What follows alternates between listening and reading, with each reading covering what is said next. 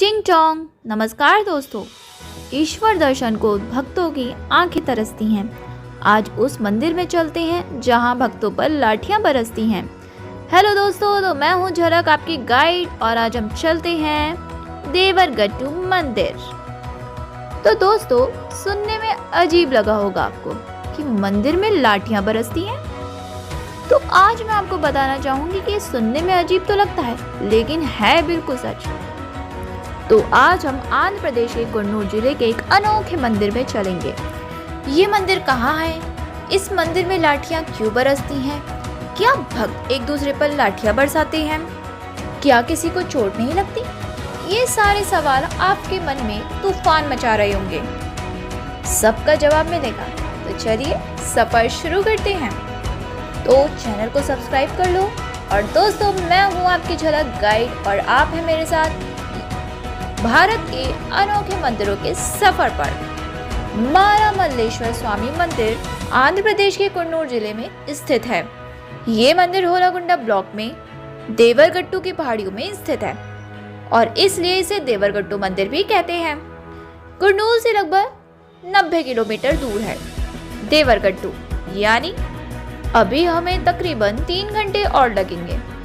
ये कुन्नूर बल्लारी रोड है, अभी अलूर आएगा और वहां से हम देवरगट्टू की तरफ मुड़ेंगे।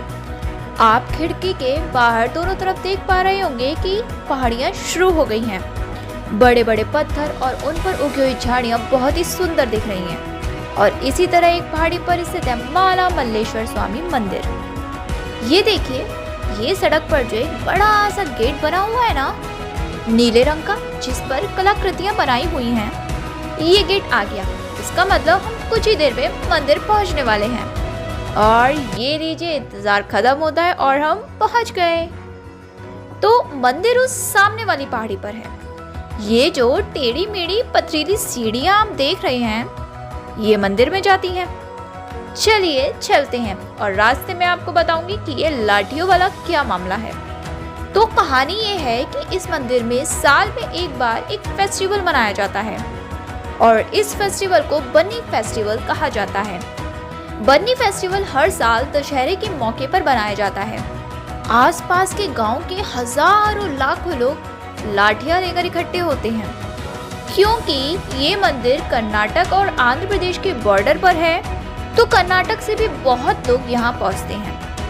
जैसे जैसे बन्नी फेस्टिवल प्रसिद्धि हासिल कर रहा है, वैसे वैसे देश के अन्य कोनों से भी पर्यटक और श्रद्धालु यहाँ आने लगे हैं और सभी लोग लाठियों से लैस होते हैं। ये लोग 2 गुटों में बंट जाते हैं, मतलब 2 पार्ट्स में टीम डिवाइड हो जाती है और एक दूसरे पर वार करती हैं। मान्यता है कि ये परंपरा बहुत पुरानी है, सदियों से चली आ रही है। अब आप सोच रहे होंगे कि आखिर लोग एक दूसरे पर लाठियां क्यों बरसाते हैं। तो कहानी ये है कि ऊपर मंदिर में शिव और पार्वती की मूर्तियां हैं और दशहरे की रात शिव और पार्वती जी की मूर्ति को नीचे लाया जाता है और असल लड़ाई इन मूर्तियों को कैप्चर करने की होती है। आसपास के गांव के लोग 2 गुटों में बंट जाते हैं। तो एक गुट मूर्ति की रक्षा करता है और एक गुट मूर्ति को कैप्चर करने का प्रयास। रात में शिव पार्वती की मूर्ति को लेकर एक यात्रा निकाली जाती है। मूर्ति के चारों तरफ एक घेरा बना लिया जाता है और इसी दौरान दोनों गुटों के लोग एक दूसरे पर लाठियां बरसाते हैं। और देखिए, वहीं नीचे जो मैदान दिख रहा है, वहां लोगों की भीड़ होती है घरों की छतों पर। और वो जो टंकी देख रहे हैं ना पानी की, उस टंकी तक भी लोग चढ़े हुए होते हैं। जमीन पर तिल डालने तक की भी जगह नहीं होती और इस दौरान लोगों को चोट भी आ जाती है और तो और कई बार मौत तक हो जाती है। इसलिए हमेशा कुछ ना कुछ सवाल उठता रहता है कि क्या इस तरह की परंपरा उचित है। और यूं तो यहाँ हजारों पुलिस वाले भी तैनात होते हैं। पूरा का पूरा जिला प्रशासन बन्नी फेस्टिवल के लिए मुस्तैद होता है, लेकिन फिर भी हर साल दुर्घटनाओं की खबरें आती ही हैं। कभी भगदड़ में भी हादसे हो जाते हैं और कभी लाठियों में भी लोग घायल हो जाते हैं। हालांकि कोर्ट ने 2008 में इस फेस्टिवल पर बैन भी लगा दिया था लेकिन फिर भी ये फेस्टिवल हर साल होता है क्योंकि आसपास के ग्रामीणों की आस्था और भावना इस फेस्टिवल से जुड़ी हुई हैं। ये हजारों साल पुरानी परंपरा है और लोग इसे छोड़ना भी नहीं चाहते और तो और इसे अपने अस्तित्व के साथ जोड़कर भी देखते हैं। आमतौर पर यह त्योहार किसानों के द्वारा मनाया जाता है। आसपास के गांव के किसानों का मानना है कि लाठियों की इस लड़ाई में जिस गांव की जीत होती है उस वर्ष उस गांव में फसल बहुत अच्छी होती है। तो आखिर इस बन्नी फेस्टिवल की शुरुआत कैसे हुई? इस बारे में बहुत सी मान्यताएं हैं और ऐसा भी मान्यता है कि इस फेस्टिवल की शुरुआत विजयनगर साम्राज्य के दौरान हुई और बताया जाता है कि पुलिस के पास भी सालों पुराना रिकॉर्ड है जो बताता है कि ये फेस्टिवल कितना पुराना है।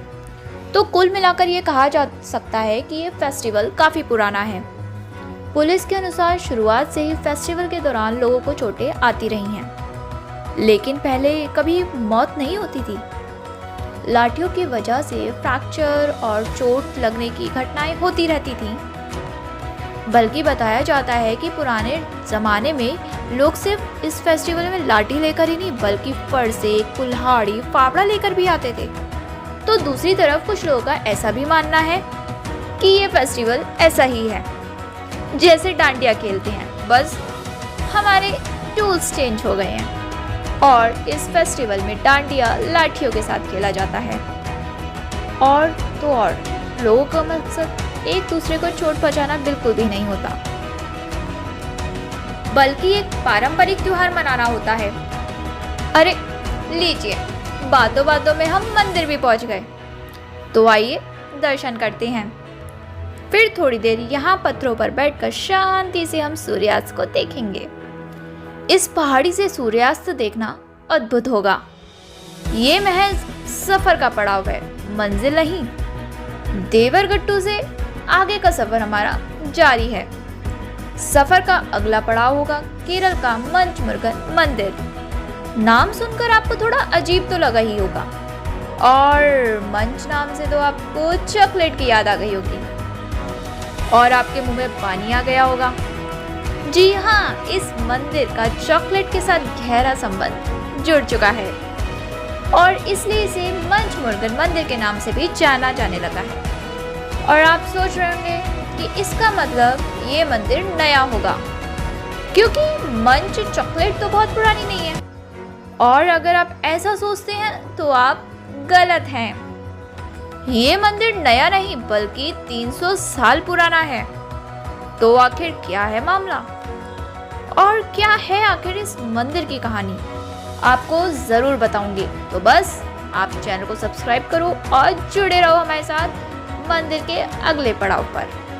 मैं हूँ झलक, आपकी गाइड, और आप हैं मेरे साथ भारत के अनोखे मंदिरों के सफर पर, the unique temples of India. तो दोस्तों, स्ट्रीट डॉग्स को, एनिमल्स को फीड कराना बिल्कुल मत भूलना। हमारा हैशटैग है फीड फॉर लव। तो मैं चलती हूँ, बाय बाय, कल मिलते हैं आप।